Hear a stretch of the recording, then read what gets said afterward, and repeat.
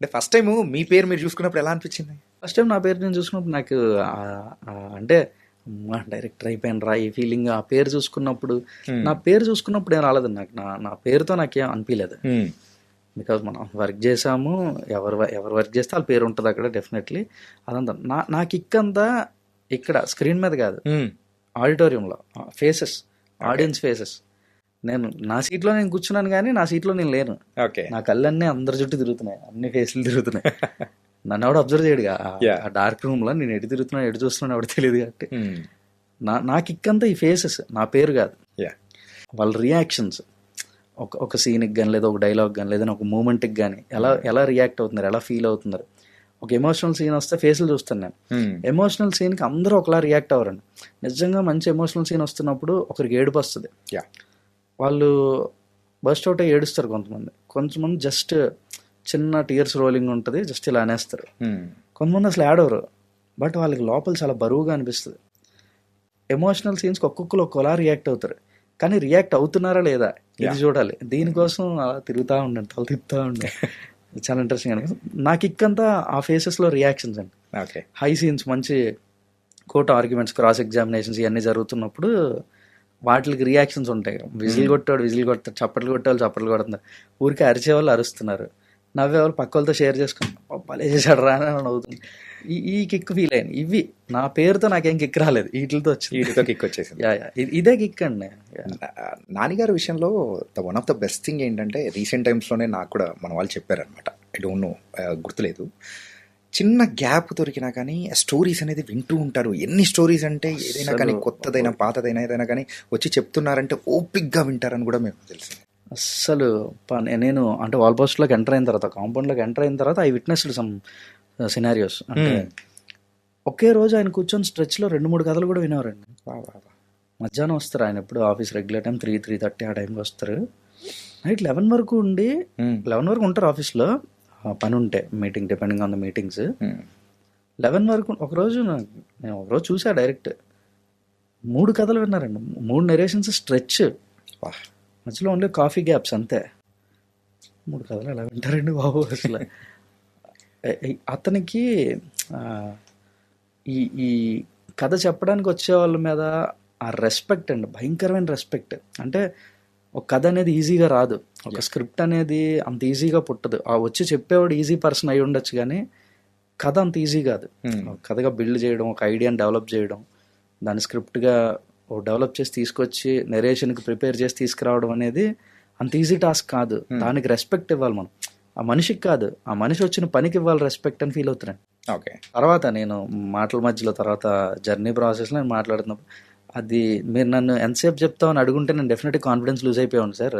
Conscious అయిపోయి time లిమిట్లో చెప్పాలని, ఏం కట్ చేయాలో అర్థం కాక ఏదో కుదించి ఏదో చెప్పి నెరేషన్ మొత్తం బిస్కెట్ చేసేసేవాడినేమో. బట్ మీరు నన్ను అది అడగకపోవడమే నాకు భయంకరమైన ఎనర్జీ వచ్చింది, నచ్చినంతసేపు చెప్పాను అంటే. అప్పుడు అన్నారు ఆయన, నెరేషన్ లేదా script development is a creative job Jagadish. అది క్రియేటివ్ జాబ్కి నువ్వు టైం లిమిట్ పెడితే ఏం క్రియేటివిటీ ఉంటుంది ఇంక అందులో? లేదు ఏదో కష్టపడి లేకపోతే కింద మీద పడి అటు తిరిగి ఏదో చేసుకుని కట్ చేసుకుని వస్తారు. దాన్ని పూర్తిగా వినకుండా జడ్జ్ చేయడమే తప్పు. వినాలి కదా, కంప్లీట్గా విన్న తర్వాత అది బాగుందా బాగాలేదా. హార్డ్లీ మనం ఏమిస్తున్నాం, మన టైం మాత్రమే, ఓన్లీ టైం పెడుతున్నాం. ఆ టైం పూర్తిగా పెడితే వాళ్ళు చేసుకుంది పూర్తిగా మనం విన్న తర్వాత బాగుంటే బాగుంది, బాగాలేకపోతే బాగాలేదు. ఇప్పుడు వాళ్ళు అంత ఎఫర్ట్ పెట్టి చేసి తీసుకొచ్చారు కదా అని చెప్పి బాగాలేదని బాగుందని అనం కదా. మనం చేయగలిగిందల్లా పూర్తిగా వినడం మాత్రమే. సో పూర్తిగా వినాలి, విని అప్పుడు మాట్లాడాలండి. ఎంత బాగా చెప్పారు. నాకు ఇది ఉండాలండి మీరు ఇండస్ట్రీలో, అవసరం. మీరు చాలా ఇండస్ట్రీగా ఫీల్ అయ్యింది. ఇంకొక ఫోటో అనేది కూడా బాగా మజా ఇచ్చింది. ఏంటంటే మరి మూవీ జరుగుతున్న టైంలో కూడా ఆ ఒక డోర్ దగ్గర నిల్చొని చూస్తున్న సందర్భం కానీ, ఆయన ఉన్నారు, దర్శి గారు కూడా ఉన్నారు, పక్కన దర్శి గారు ఉన్నారు, దీప్తి గారు. They all are together and they are standing. అయిపోయేంత వరకు కూడా అక్కడే ఉండి చూడడం అంటే అంటే అక్కడి నుంచి ఆ వ్యూ అనేది బాగా కనిపిస్తూ ఉంటుంది, రియాక్షన్స్. అంటే ఆయన ప్రతి సినిమా అలానే చూస్తారంట. నాకు ఆ రోజు తెలిసింది అది. ఓకే, ఏంటి నించునే ఉన్నారు కూర్చోట్లేదంటే నేను అనుకుంటున్నాను, నాకు తర్వాత తెలిసింది ఆయన నించొని డోర్ దగ్గర నించొని చూస్తారంట. నేను మాత్రం థియేటర్ మొత్తానికి సెంటర్ సీట్ ఏదో సెలెక్ట్ చేసుకుని వెళ్ళి ఆ సెంటర్లో కూర్చున్నాను నేను. మొత్తం ఆడిటోరియం అన్ని సీట్స్లో సెంటర్ ఏది అంటే తల 360 తిప్పితే అందరూ కనపడాలి. అందరు కనపడాలి, ముందర వాళ్ళు వెనకల వాళ్ళు పక్కన వాళ్ళు everything. Very centre seat of the theatre లో కూర్చున్నాను నేను వెళ్ళి. ఓకే, ఇటు చూసేవాడిని, ఇటు చూసేవాడిని, ఇటు ఇటు మొత్తం తిరిగా. ఎన్నిసార్లు చూసారు బ్రో ఇప్పటి వరకు? 8 times 8 times ఇన్ థియేటర్. ఇది రిలీజ్ అయిన తర్వాత మధ్య మధ్యలో post release with audience okay, auditorium లో కూర్చో. ఒక్కొక్కసారి ఒక్కొక్క డిఫరెంట్ ఎక్స్పీరియన్స్ కదా. ఓకే, ఖచ్చితంగా. నైస్. కానీ ఆ కిక్ మారదు, రియాక్షన్లో ఎక్స్ప్రెషన్లో మారుతాయి కానీ కిక్ మారదు. Very nice. వైజాగ్ వెళ్ళి వైజాగ్లో ఒక 3 times చూసాం. ఇక్కడ మల్టీప్లెక్స్లో సింగిల్ స్క్రీన్లు అన్నీ కలిపి అట్లా అన్నీ చూసాం. ఇంట్రెస్టింగ్ ఏమనిపించింది అంటే మల్టీప్లెక్స్లో కూడా మాస్ క్రౌడ్లా అరుస్తున్నారు. అదే భలే అనిపించింది. భలే అనిపిస్తుంది. అరే ఏంట్రా ఇది. అది ప్రేక్షకులకు మనం అంత హై ఇచ్చినప్పుడు మాత్రమే అది వచ్చేస్తుంది ఆటోమేటిక్గా లోపల నుంచి. యా, అండ్ వైజాగ్ కుర్రోడు మీరు. యా, వైజాగ్ నుంచి వచ్చి అండ్ హైదరాబాద్లో కానీ ఈ తెలుగు ఇండస్ట్రీలో ఒక మంచి సినిమా తీశారు. ఏంటి ఆ వైజాగ్ బ్యాక్ డ్రాప్ పెట్టుకోవాలని అట్లా ఏమన్నా అనిపించిందా లేకపోతే ఎట్లా? లేదండి, అంటే ఇప్పుడు కమాండ్ అండి, అంటే ఇప్పుడు మనం సినిమాలో ఒక సెటప్ అంటే ఇది వరల్డ్, అంటే ఇక్కడ జియోగ్రఫికల్గా ఒక ప్లేస్ని ఎస్టాబ్లిష్ చేయాలి.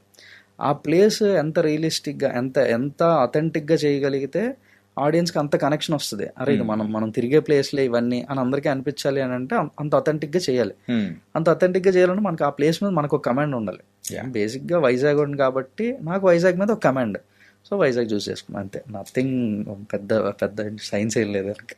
డైరెక్షన్ విషయంలో మాత్రం so one of the brilliance అనిపించింది ఏంటంటే, ఇప్పుడు 18, 19 years, 17 years, 16 years ఉన్న వాళ్ళ ప్రజెంట్ ఇప్పుడున్న వాళ్ళని చూస్తే వాళ్ళకి అన్నీ తెలుసు, తప్పేంటో తెలుసు, మనకి వాళ్ళు ఏం చేస్తున్నారో అన్నీ తెలుసు. కానీ మీరు దాన్ని తెలివిగా 2013కి వెళ్ళిపోయారు. ఏంటంటే ఈ టెక్నాలజీ అనేది కూడా అంత భూమిలో లేని టైంలో జస్ట్ కాల్స్కి మాత్రమే మనకు యాక్సెసిబిలిటీ ఉండేది. మహా అంటే ఆ ఫోన్లో ఏం ఆడుకుంటామండి, ఆ స్నేక్ గేమ్ తప్ప. మా మ్యాక్సిమం ఇంకా జావా ఆపరేటెడ్ చైనా ఫోన్స్ తప్పే ఉండేవి, అంతగా ఏం లేవు. కానీ ఇది తీసుకోవడానికి గల రీజన్ ఏంటి? యాక్ట్ అంటే పాక్సో యాక్ట్ 2012లో పెట్టారండి. యా, అంటే ఇది రీజన్ ఎందుకు చేసామని పర్టికులర్గా చెప్పడానికి అంత బలంగా ఏం లేదు. కానీ నా దగ్గర యాక్ట్ పెట్టిన వెరీ నియర్ ఫ్యూచర్లో జరగాలి ఇది కదా. 2012లో యాక్ట్ పెడితే వెరీ నియర్ ఒక 1 year లోపు 2013లో కథ జరిగితే ఎక్కువ బాగుంటుందేమో, అంటే ఎక్కువ ఇంట్రెస్టింగ్గా అనిపిస్తుందేమో అని జస్ట్ ఒక ఫీలింగ్, అంతే. ఆ ఫీలింగ్తో చేసిందే. ఓకే, అంతే. కనెక్షన్ ఎక్కువ వస్తుందేమో అని. అంటే మాకు అర్థమైంది ఏంటంటే ఓకే, అంటే ఇప్పుడైతే టెక్నాలజీ కానీ అంతా ఎక్కువ పెరిగిపోయింది, పిల్లలందరికీ అన్ని యాక్సెసిబుల్ ఉంది. 2013లో చెప్పిన మోస్ట్ రిలవెంట్ కాంటెంపరీ టైమ్స్కే, ఇప్పుడు ఉన్న టైం లైన్కే ఎక్కువ రిలవెంట్ ఆ సినిమా. 2013లోనే ఇలా ఉందంటే అప్పుడు ఇంకా ఈ సోషల్ కమ్యూనికేషన్ కానీ ఈ ఇన్ఫర్మేషన్ రిచ్ ఇదంతా కూడా కొంచెం తక్కువ ఉన్న టైమ్స్ అవి. ఓకే, ఇప్పుడు ఇంకా ఎక్కువ. అదే ఇంకా ఎక్కువ జాగ్రత్తగా ఉండాలి ఇప్పుడు. ఇంకో రకంగా ఏంటంటే 2013కే ఆ రేంజ్లో పడిందంటే ఇప్పుడు ఇంకే రేంజ్లో పడుతుందో అనే ఇది కూడా రావాలని చెప్పి కొంచెం అట్లా. భయ్యా, ఈ ఇంటర్వ్యూ ద్వారా భయపెట్టేటట్టున్నారు మీరైతే. బ్రో 100% భయపడాలి. ఓకే, పాక్సో యాక్ట్, ఆ యాక్ట్ ఉద్దేశమే థ్రెటన్ చేయాలని, భయపెట్టాలి జనాలు. One should have that fear on law, fear of discipline, fear of law, ఇవి ఉండాలి. అది సరిగా చెప్పలేదేమో అన్న భయం సినిమాలో కాదు, బయట సరిగా చెప్పట్లేదు. అది ఎవరికి అర్థం అవ్వాల్సినంత రేంజ్లో అర్థం అవ్వట్లేదేమో. ఈ పోక్సో యాక్ట్, ఈ ఐడియా అసలు రియల్ లైఫ్లో ఎక్కడైనా కానీ ఎదురవడం కానీ ఎవరిదైనా కానీ చూసిన సందర్భాలు కానీ అంత హార్డ్ హిట్టింగ్ ఎప్పుడైనా అనిపించిందా? Came across some real people ఈ కేసెస్లో ఇన్వాల్వ్ అయ్యి పాక్సోకి ఎఫెక్ట్ అయ్యి, పాక్సోలో అక్యూజ్డ్ అయ్యి ఎఫెక్ట్ అయ్యి లైఫ్ ఏంట్రా బాబు అని ఫీల్ అయిపోయిన మనుషుల్ని చూసా వాళ్ళని. కొంత ఇన్సిడెంట్లు కమ్ అక్రాస్ అయితే ఆ తర్వాత కేస్ ఫైల్స్ అన్నీ గ్యాదర్ చేసి చదువుతూ ఉంటాయి. Very interesting. అంటే మీకంటే మన సినిమాలో చూసిన case of course it's a misusal, ఇదంతా ఫేక్, అంతా ఒక ఫాల్స్ ఎలిగేషన్, మొత్తం ఎవిడెన్స్లు విట్నెస్లు అన్ని ఫ్యాబ్రికేటెడ్, ఇవన్నీ కూడా ఒక తప్పుడు కేసు ఇది. దీనికి ఎంత డ్రామా ఉంది, చుట్టూ ఎంత డ్రామా ఉందో మనం సినిమాలో చూసాం మనం.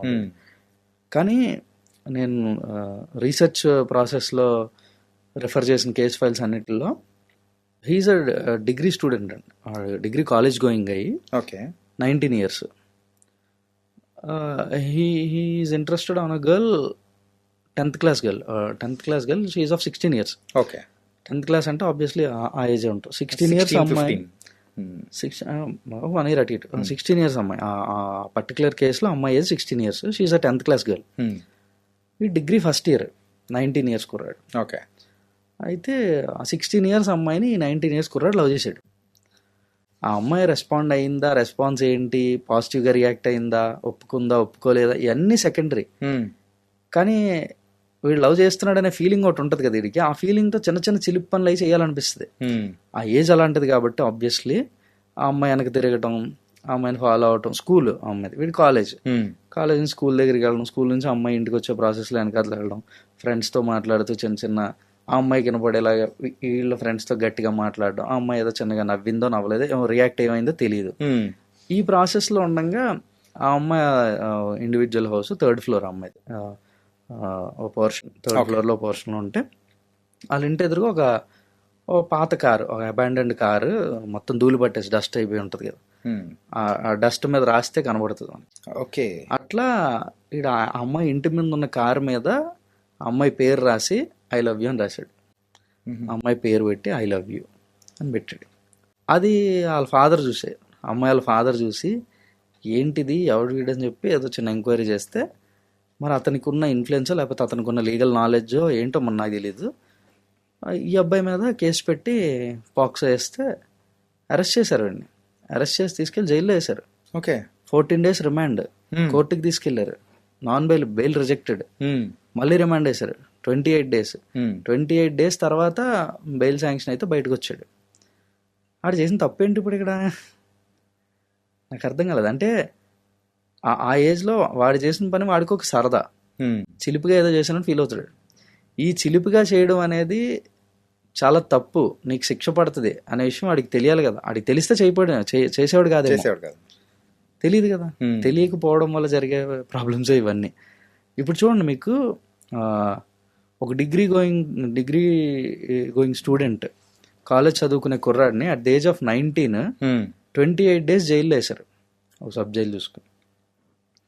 లైఫ్ లాంగ్ వాడికి అది బ్లాక్ స్పాటేగా, ఎవరు మార్చలేం కదా, ఎవరు మార్చలేరు. ఏ రోజైనా ఇప్పుడు లైఫ్లో ఎడ్యుకేషన్ అంతా అయిపోయిన తర్వాత ఒక గ్రేట్ జాబ్ చేస్తాడో, లేదంటే ఇంకేం పని చేస్తాడో, లేదా లైఫ్లో విపరీతంగా సక్సెస్ అయిపోతాడు.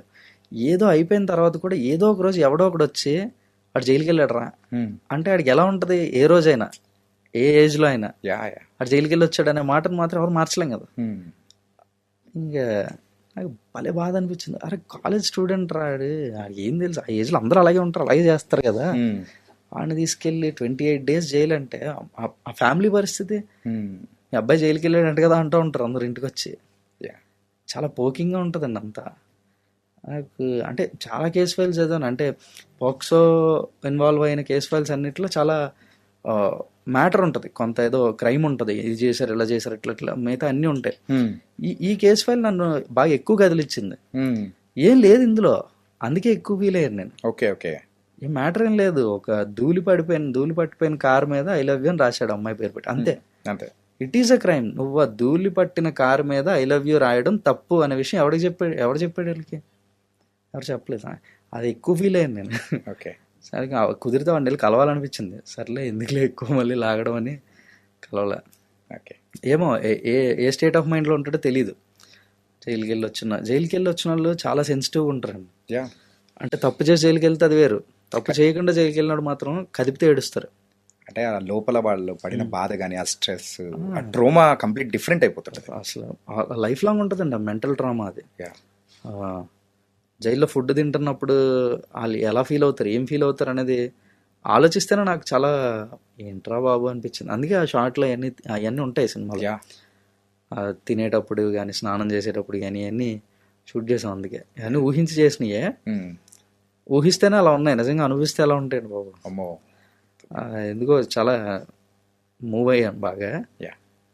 అంటే ఆ కేసు పర్టికులర్లీ కార్ డస్ట్ మీద ఐ లవ్ యూ అని రాస్తే 28 days జైలు వేస్తారు ఒక కాలేజ్ గోయింగ్ స్టూడెంట్కి. అది వాడేమి రోడ్ సైడ్ రోమియో కాదు, స్టూడెంట్ మీద కూడా వేస్తారు. అంటే పాక్సోకి తారతమ్యాలు లేవు, పెద్ద చిన్న లేవు, తన మన లేదు, ఎవరికైనా పడుతుంది. మరి అలాంటప్పుడు మీరు ఇంకా ఎక్కువ ప్రచారం అంటే స్మోకింగ్ ఈజ్ అన్ అఫెన్స్, ఇక్కడ స్మోక్ చేస్తే 1000 రూపాయలు జరిమానా అని పెట్టిన ప్రతి చోట మైనర్ అమ్మాయిల జోలికి వెళ్ళొద్దు అనేది కూడా పెట్టాలి అని నా ఫీలింగ్. ఊరికే అంటే దాన్ని అంత ఎక్కువ ప్రాపగేట్ చేస్తున్నప్పుడు ఇది కనీసం చేయాలి కదా. యా, నా వరకు థియేటర్లో స్మోకింగ్ యాడ్లు వేయడం కన్నా ఇలాంటి యాడ్లు చాలా ఎక్కువ వేయాలి. ఇది అవసరం, ఎందుకంటే లైఫ్లు బర్బాద్ అయిపోతాయి. ఒక సిగరెట్ తాగితే ఏం జరుగుద్దో ఎప్పుడో అంటే ఒక సిగరెట్ లైఫ్లో 7 minutes 8 minutes తగ్గిస్తుంది అని అంటారు. లైఫ్లో ఏదో అవ్వాలనుకున్నాడు ఇంకేమవుతాంలే అని చెప్పి ఏదో అవ్వకుండా వదిలేస్తారు. ఇంకా లైఫ్ మీద హోప్ పోద్ది, అవసరం లేదు ఏం జీవితం అనిపిస్తుంది. జీవితం మీద ఆశలు చంపేసినట్టే.